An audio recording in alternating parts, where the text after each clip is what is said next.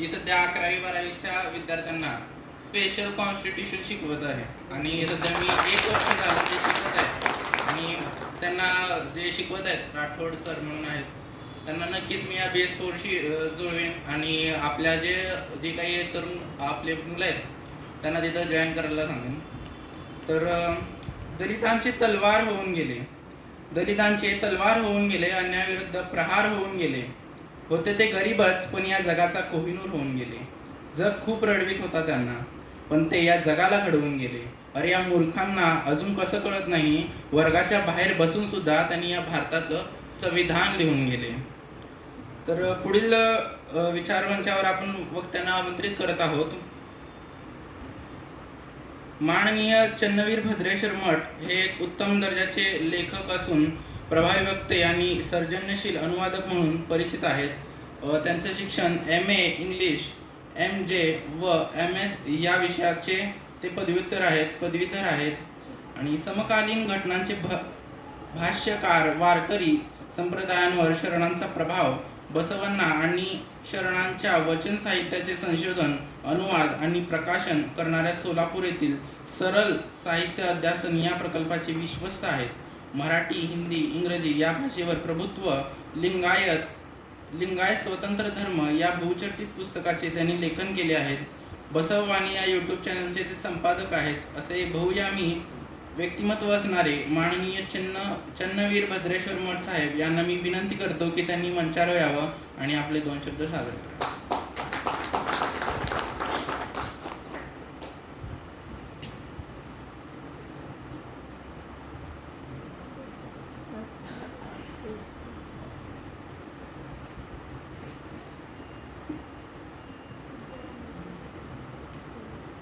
68,000 वचनांचे रचयिते या भूमीला कैलास म्हणून, प्रति कैलास म्हणून ज्यांनी ओळख करून दिली ते कल्याण पर्वाचे महानायक शिवयोगी श्री सिद्धरामेश्वर. आणि ज्या माणसानं आज भारतीय राज्यघटनेच्या संरक्षणाच्या पार्श्वभूमीवर आपण बोलतोय, या घटनेतील मूल्य ज्या विभूतीनं, ज्या व्यक्तींनी सुमारे 900 वर्षापूर्वी सांगितले, स्त्री जन्माच्या पातळीवर, लिंगाच्या पातळीवर, वर्गाच्या पातळीवर प्रत्येक व्यक्तीमध्ये किंवा 2 व्यक्तीमध्ये भेद होणार नाही, असे महामानव विश्वगुरू जगज्योती बसवण्णा यांच्या चरणी नतमस्तक होतो. विचारपीठावरील मान्यवर आणि आपण समोर बसलेले सगळे मान्यवर, आपल्या मनात ज्याला अरीव असा शब्द वापरले शरणाने, मराठी संतांना समाज धोरणीनं आपण संत म्हणतो, तसं कन्नडवाले जे कोणी होते त्यांना आपण शरण म्हणतो. अरीव म्हटलंय, अरीव म्हणजे आत्मप्रज्ञा, सरसद वेगबुद्धी किंवा इंग्रजीमध्ये सेल्फ कॉन्शियसनेस, आपल्या आत्म्याला विचारणं, आपल्या मनाला विचारणं, असं आपल्या सगळ्यांच्या मनात असलेल्या अरीवला मी नमस्कार म्हणतो, शरणार्थी म्हणतो, जय भीम म्हणतो. हे सगळे अभिवादनाच्या रीत आहेत. गायकवाड मॅडमनी सांगितलं की भारतीय राज्यघटनेचं जे पीठिका आहे ते कुणी बदलू शकत नाही, नक्कीच बदलू शकत नाही.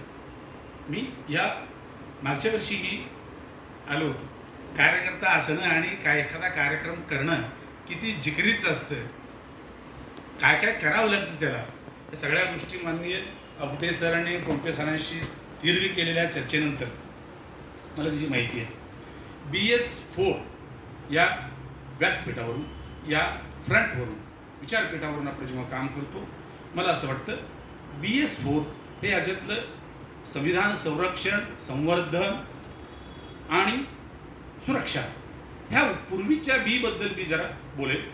हा जो देश आहे, मॅडमनी सांगितलं की हा भारत आहे, भारतच आहे. हा कुणीतरी टोळीनं येऊन सांगतं म्हणून तो दुसऱ्या नावाचं किंवा याचं स्थान असं काही होणार नाही.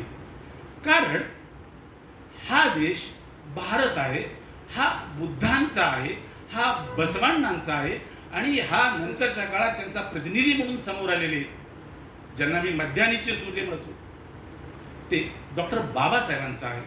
डॉक्टर बाबासाहेब आंबेडकर हे मध्यानीचे सूर्य आहेत आणि महात्मा बसवण्णा हे उगवतीचे सूर्य आहेत. उगवतीचे सूर्य यासाठी त्याचे चटके बसत नाही आहेत. बसवण्णांनी बाबासाहेबांना जे काही पाहिजे होतं ते आधी लिहून ठेवलंय. आज ज्या समितीच्या आपण गप्पा म्हणतो, माझा मुलगा 12वीला होता, त्यांनी बायोलॉजी काढून मॅथ्स ठेवलं होतं. त्यांनी CET दिलं, त्यांनी JEE एक्झाम दिलं, तो रँकिंगमध्ये आला. तो आता इंजिनिअरिंग होईल. म्हणजे जो कोणी इंजिनिअरिंगचा कोर्स करतो तो इंजिनियर होतो, जो कोणी MBBS करतो तो डॉक्टर होतो. म्हणजे ते आपली क्वालिफिकेशन ठरलेले आहे. महात्मा बसवण्णांनी 12व्या शतकात हे सांगितलं होतं, कासी कम्मार नादा BC मडिवाळा नादा. तू काय करतो त्याच्यावर तुझं गुणवत्ता ठरणार आहे. किंबहुना तू कुठल्या कुळात जन्माला आला, तू कुठं जन्मला त्याच्यावर तुझी पात्रता नाही ठरत.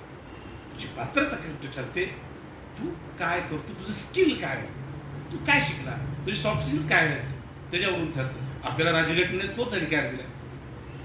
आपण मी सुरुवातीला सांगितलं की शिवयोगी सिद्धरामेश्वरांची ही भूमी आहे. शिवयोगी सिद्धरामेश्वर असे विभूती आहेत ज्या संविधानिक मूल्याबद्दल, संविधानिक स्ट्रक्चरबद्दल, संविधानाबद्दल, भारतीय पार्लमेंटरी सिस्टीमबद्दल आपण बोलतो, त्या पार्लमेंटरी सिस्टीमचे जनक आहेत शिवयोगी सिद्धरामेश्वर.